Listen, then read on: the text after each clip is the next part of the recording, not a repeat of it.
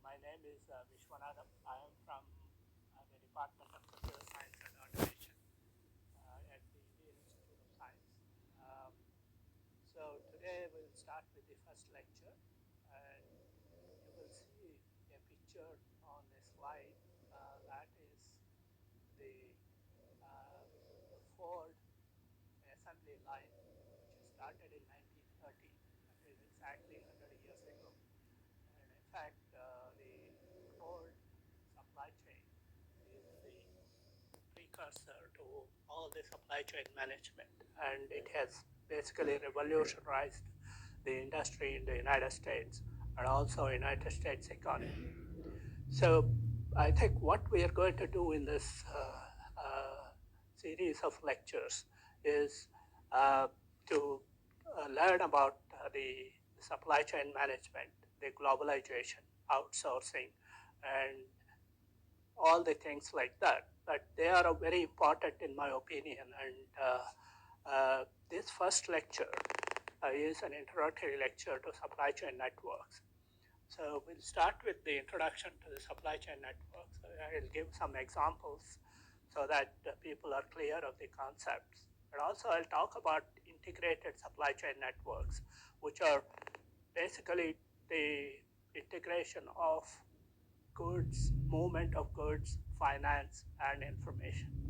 And I'll just, if possible, try and end with the best practices in the supply chain networks. So to start with the first slide, as the introduction to the supply chain networks. What are supply chain networks? So if you look at this one, behind every product, there is a supply chain. In other words, supposing you take a car, or you take a cell phone, or you take a PC or a laptop. Behind that, there are basically several companies working together to produce that particular product.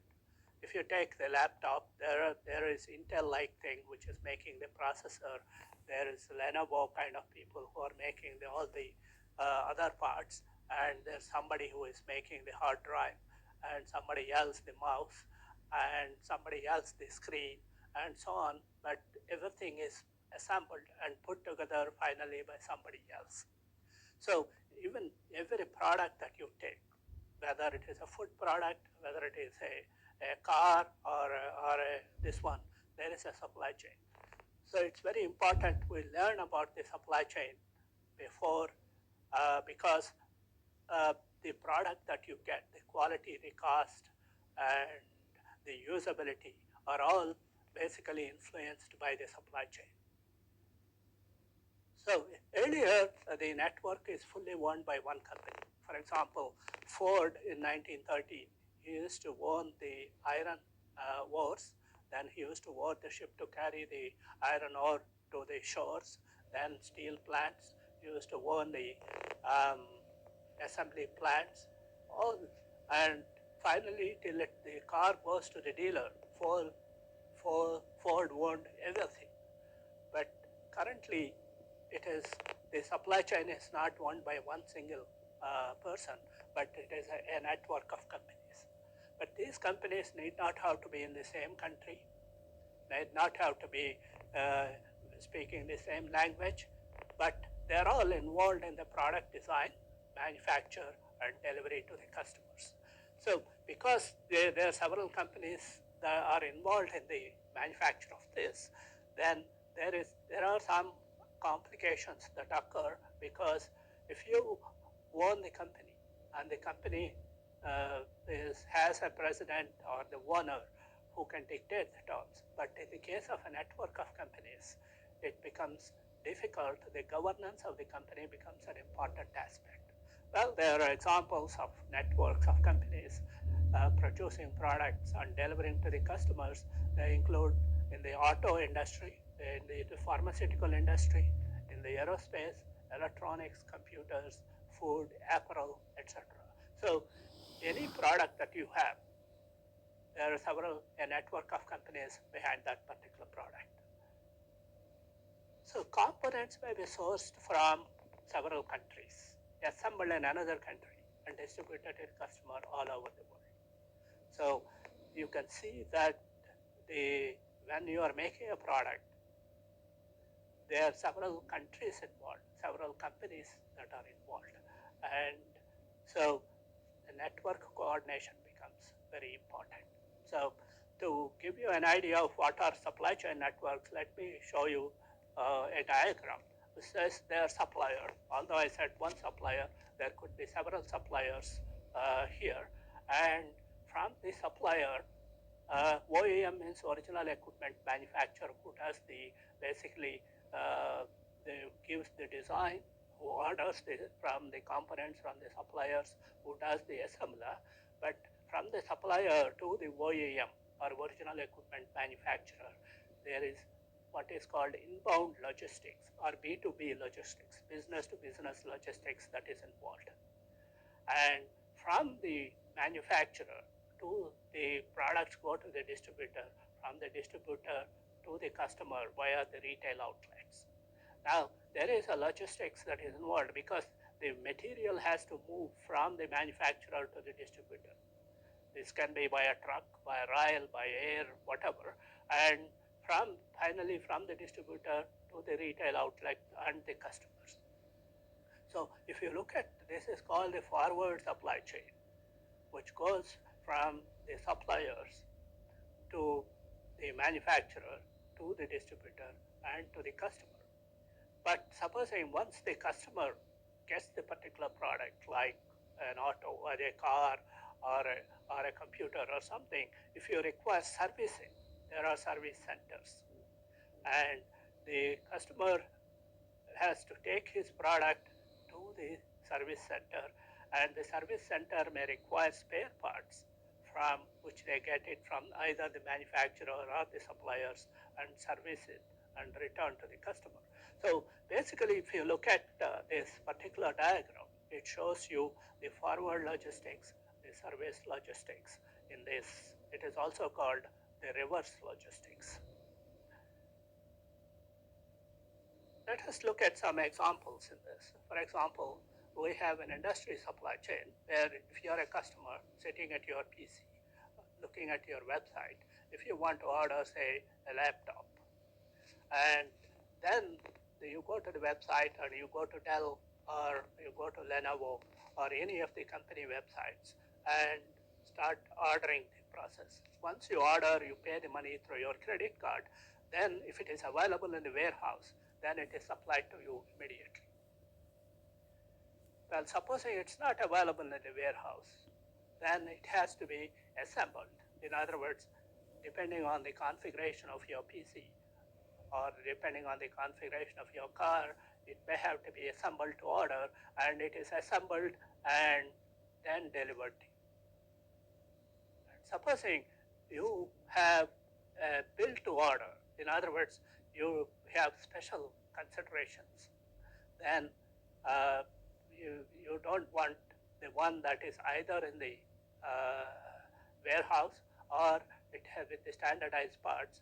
Then the suppliers have to take your orders and they have to be assembled and delivered to you.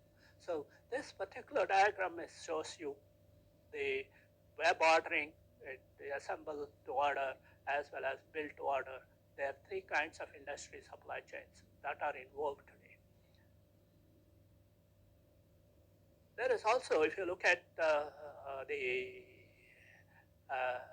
agriculture supply chains, it starts with a farmer. Farmers are the suppliers of agriculture products. And this is also called plow to plate food supply chain. And from whatever is produced, they are transported to the mandis or the distribution centers by the people in carrying on the hand. And this is a kind of distribution center where these things are sold to the retailers. And once they are sold to the retailers, and the retailers are the street vendors who basically supply it to you, bring it to your house and supply it, and you cook it. So this is called the plow to plate supply chain. Now here you can see that the supply chain is ad hoc, and it goes from end to end, and there are no basically nobody who is orchestrating the relationship among the supply chain actors, which means if a retailer wants to get something, he goes to basically the mandi or the distribution center, and from there and so on. So basically the actors are not connected in this. Whereas if you look at the previous industry, the supply chain network, either when you are buying automobiles or when you are buying a PC or something, the network, the suppliers and the manufacturers and the dealers and the retailers are very well connected, and even the customer can transact directly with the particular with the suppliers and so on. So, but here this is the kind of this is the kind of how to play food supply chain network, and this is why people say the Indian agriculture food supply chain network is sort of fragmented and inefficient. It's inefficient because it's not connected to among all the players are not connected, and there is no ordering system here. So if you take a global supply chain network where, for example, if you take a PC or a car, then there are these what are called the suppliers. They are either in India or in China, and they are what are called inbound logistics players who basically take the material from the suppliers and supply it to the manufacturers. So in the manufacturing hubs, it can be China, Eastern Europe, or this one. Basically, in the manufacturing hubs, they assemble whatever they get from the suppliers, and then it goes to the industry inventory hub or the dealers or the distribution centers, and finally it goes to the retail. So the retail is the one that is in the US. Most of the global supply chain networks, the retail is either in Europe or in USA, and the tail end of the supply chain, that is the suppliers, are in Asia. And there is a lot of logistics that is involved because there is the material movement that is involved from the suppliers to the assemblers to the distribution centers and to the retailers. And in the global supply chain network, there is a lot of material movement that is involved, and the logistics players called the third-party logistics players, UPS, DHL, and several others have a large role to play. So if you look at global supply chains, there are two kinds of globalization. One globalization is what is called horizontal foreign direct investment. FDI means foreign direct investment. MNC means multinational companies. So in a horizontal foreign direct investment, MNCs duplicate the same activities in multiple countries. In other words, if they have a factory to manufacture a car in Japan, they will just come to India and then have the same kind of factory here. And that means they require the same components either imported from Japan or some other place, or they have to duplicate even the suppliers here. But on the other hand, what is more prevalent nowadays is what is called vertical foreign direct investment, where firms are located in different stages of production in different countries. In other words, the Intel chip is made in Malaysia, and it is the power supply is made in India, and the monitor is made in Thailand, and all these are brought to a particular country where it is all assembled and which is close to the customer, and they are delivered to the customer. So vertical FDI is basically components or assembled. Components are made in various countries and they're assembled in a particular country. This is the regular outsourcing phenomena that happened in the vertical FDI. So the basic difference between the two is the horizontal integration always occurs at the same stage in the supply chain. In other words, if you are manufacturing something in Japan, you will come and do the same manufacturing process, the same manufacturing this one in India. But on the other hand, in the vertical integration always occurs in the stages of the supply chain. What are the stages? The stages is the suppliers, that is they make components, auto components, or the assemblers, they assemble things, the logistics providers, they move the material from one company to another, and so on. So basically the vertical integration or vertical globalization is the one that is happening nowadays, and it is much more interesting to study the various optimization and performance studies in vertical globalization. This particular slide is an important slide because it shows you what is called a multi-tier supply chain network. We have a OEM or the manufacturer, and he assembles the product from several sub-assemblies, 1, 2, 3, 4, 1 to n, and each of these sub-assemblies manufacturers require some components, and they get it from tier 2 suppliers, and each of the tier 2 suppliers, they require components and materials, they get it from tier 3 to n suppliers, and finally the supply chain ends with the raw material suppliers. So there are several levels of the supply chain here, but usually people, the manufacturers, worry about tier 1 suppliers, thinking that tier 1 suppliers will worry about tier 2 and tier 3 and so on. But one should remember that even if tier 3 supplier is located in some place like Bangladesh or in Japan, and if there is a tsunami there, that affects the entire supply chain. So this is called, that is why it is important to map the multi-tier supply chain, where all your players are there. Supposing a supplier in one of the countries his bank fails, so he cannot supply the products because he does not have funds. So then the supply chain also gets affected. So it's important to monitor the economic, physical, and other environmental factors of all your suppliers, and have a map of all this, some kind of an